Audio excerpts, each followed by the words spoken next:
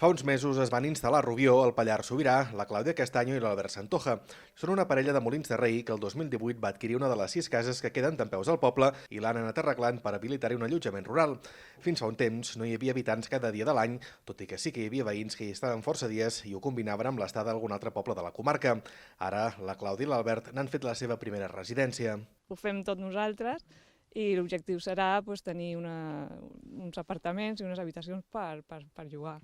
Bueno, sempre ens havia agradat la muntanya i voltàvem molt per aquí, pel Pirineu, i al final vam trobar aquest lloc, així, en plena natura, i vam decidir fer el pas al final i comprar-la. Bueno, no ens va costar gaire prendre la decisió si la compràvem o no, ens ho vam veure.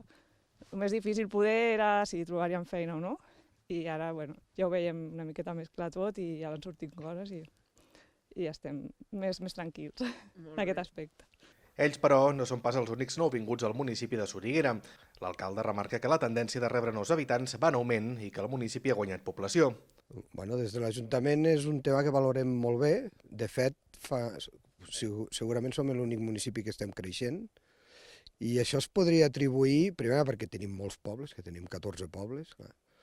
Segona, que estem molt a prop de Sort, per tant, el fet de que la gent pugui viure a prop de Sort però no està dintre de la capital, per dir alguna cosa.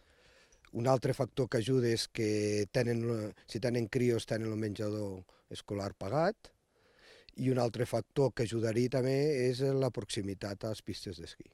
Tot i això, Fondavila lamenta que encara hi ha mancances que s'haurien de millorar per poder atreure més persones a la zona, com ara la millora de les connexions a internet i els accessos a nuclis.